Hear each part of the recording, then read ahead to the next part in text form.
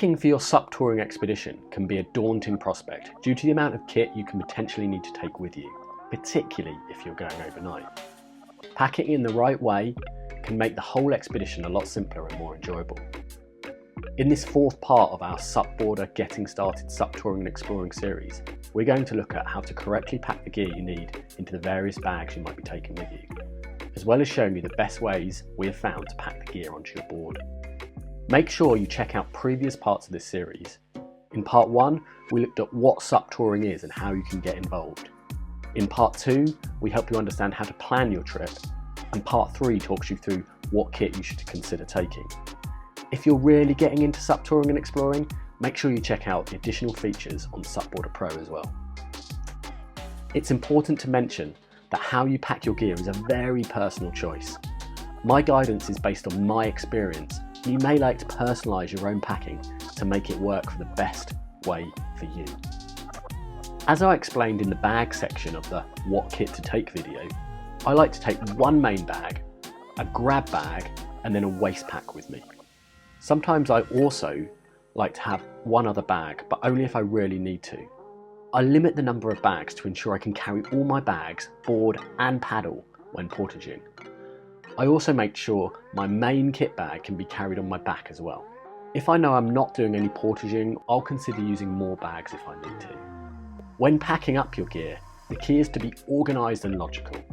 I find it easiest to have a checklist of items and tick them off as I pack them. Try to visualise how you will use various pieces of equipment you are taking to help you understand where it should be stored. Each of the bags I use is its own purpose and holds different types of gear defined by when and how often I'll be needing that equipment. The main kit bag, for which I usually use a 60-litre backpack dry tube, is for the bulk of my non-paddling gear that I don't need when I'm paddling. Ideally, I don't open this bag during the day. My grab bag, usually a 20 to 30 litre dry tube, is a smaller bag that I put snack food, safety equipment, additional layers and items I might need during the day into. If you are not SUP camping or on an overnight expedition, this might be the largest bag you take with you and will carry most of your equipment. My waist pack, which could be 5 or 10 litres, is where I put things that I might want to access regularly. Perhaps some energy, a phone, a camera, hydration, and maybe some small, easily packed down layers, or things such as a hat. The kit that goes into my main 60-litre dry tube is the kit that I really don't want to get wet. It includes my non-paddling clothes, tent, sleeping bag, sleeping equipment, cooking equipment and meals. To make life much easier, I compartmentalise this bag using dry liners. This allows me to easily find what I'm looking for, as they are all different colours and sizes, and allows me to keep gear dry if the weather is wet when I do set up my camp. These dry liners also serve as a very important extra barrier to water if my main dry tube leaks. The key on an expedition is to be organised, tidy and know where everything is. Memorise the locations of your gear in each liner, and if your memory is bad, write yourself a key and stick it onto your dry bag. This is how I compartmentalise my main dry bag with dry liners. I have a dry liner for my tent. I always put my head torch in this bag, as if I'm arriving in the dark, I know I'll be putting my tent up in the dark and the tent bag is the first bag I'm going to look for. I know that I'll more than likely need some light. I always keep the tent in its own dry liner and don't mix it with my sleeping gear. This is because the tent will often get packed up when it's wet and you want to keep that away from your sleeping bag. I put my sleeping bag, sleeping mat, sleeping pillow and sleeping bag liner in a separate dry liner. Non-paddling and sleeping clothes goes in another, and if it's winter I might have several clothes bags.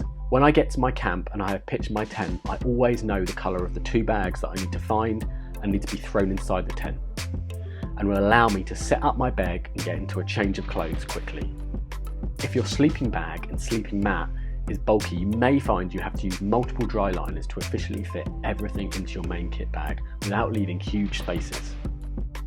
Everything for cooking and my main meals goes into another liner.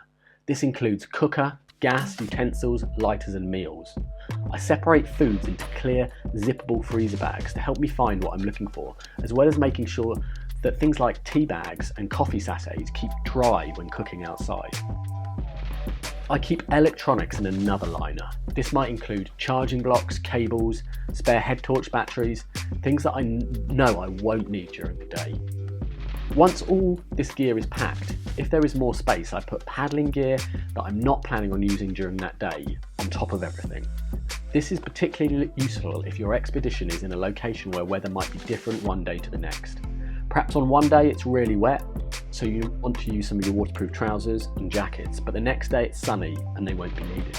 In my grab bag, I will often still compartmentalise using dry liners. Safety gear, spare layers, camera, snack food, each in their own liner. This bag is likely to be opened up on the board, so there's even more reason to make sure things are in liners, separated and organised. I generally don't use dry liners in my waist pack. Most things in here don't mind a bit of water, although I might put my phone into a waterproof case if it's not waterproof. I find the use of a checklist really helps me organise all this gear into the correct places, as well as remembering everything I may need. My checklist will be available to SUP Boarder Pro subscribers really soon. With spares such as a pump and a paddle, I don't tend to pack into dry bags because they can be too large and if it's not too much of a problem if they get wet. Instead, I make sure I tape parts of a paddle together securely and secure it to the bungees of the board. I also tape the pump and hose together and secure it to the bungees. If you do keep your pump out of a dry bag, be sure to make sure that you check it's not full of water when you pump up your board. More recently, I found pumps like the Bravo Nano are really good, as they're much smaller so they can be packed into dry bags much more easily. When packing your board, you need to consider a few things. Spread the weight of your gear evenly across the board and between front and back. If you load it up unevenly, your board will become less stable and you may find it affects the waterline length, having a negative effect on glide. I also consider how easily it will be to access the bags when paddling, as well as the type of paddling conditions I'm in when I'm considering how to pack my board.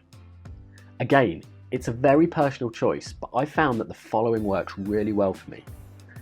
I aim to keep my main kit bag at the front of me, in the front bungees. This is usually the heaviest bag, and I try to keep it as far back on the board as possible for the best weight distribution. Minimal leverage against the fin when I'm paddling in crosswind, and so I don't knock my paddle on it when changing sides. I often store waterproof layers on top of this bag under the bungees, as they're further away from the water and more likely to keep dry. Directly behind that, I keep my grab bag.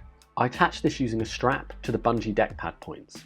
It's then in the most accessible position for me, right in front of my feet. If I use an additional bag, that usually gets stored at the rear of the board with my spare paddle, pump and perhaps a water container.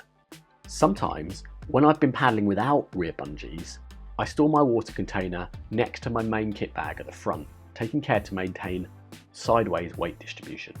Of course, I keep my waist pack around my waist, but still have the option to attach it to the bungees if I don't want the weight on myself. Over the years, I've experimented with loading the kit in different ways for different wind and water states. This practice is common in sea kayaking, where they get to load the inside of the boat in various ways to affect trim. I've not found this approach to make a huge difference in paddleboarding, perhaps because the hull shapes of the board compared to a canoe are not that trimmable. I have, however, found that loading the rear of the board has worked better for downwinding touring conditions. Less weight on the nose ensures that the fin keeps great traction and the nose of the board doesn't walk, which can unexpectedly throw you off when running downwind. When touring in windy conditions, side wind paddling is your biggest enemy. Windage on the bags and the board can make progress painful. I found little to avoid how loading bags on the deck of the boards in various ways improves this. My best advice is to try and reduce the potential windage or plan your route to avoid these wind conditions where possible. I always make sure my equipment is secured to the board with a strap or rope as well as tucked under the bungees of the board. Losing vital kit with deck wash or waves can make your experience much less enjoyable, particularly if it's a key piece of equipment. When you're choosing your paddleboard, there's various features that you can look for to help you with your SUP touring and the packing of your board. The type of board you select for touring can also give you many more options for the way that you pack it. Firstly, make sure you check out the SUP Pro video on standout touring boards for 2019, where we explain the features that you should really consider. As a summary of that video, we look for boards with front and rear bungees or tie-down points, as well as additional handles on the sides and on the nose and the tail of the board.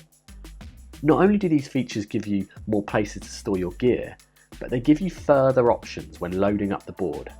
Handles allow you to get help from somebody else to carry your loaded board into the water, meaning that you can load it up on dry land and move easily through portages. If you do load up or leave your board on dry land, take care not to overload and damage the fin or the fin box, particularly on inflatable touring iSUPs. A quick release, removable fin option on a touring board is a huge benefit and can help with this problem. I found only the very best well thought out boards have this as a feature. When I look for touring boards to use, I look for the ones that look like they've been fully thought out for touring. There's some well thought out touring boards on the market and some less good options. Bungee cords should be solid and not flimsy and thin. The bungee storage areas should be as big as possible and should not be right at the front of the board. They should extend almost all the way back to the standing position to give you maximum opportunities to pack your gear in the right places. Rear bungees should also be large to give you maximum storage options and the best access when paddling. If you want some advice on what's right for you, drop us an Ask the Experts question through SUP Pro. Hopefully this video has been interesting and informative and helps you understand how you should pack your gear and pack your SUP when going on a SUP touring expedition. If you've got any questions or queries, please put them in the comments boxes below, and if you're a SUP Pro subscriber, send us a message through the Ask the Experts forms. Until next time, we'll see you on supboardermag.com, SUP YouTube and SUP Pro.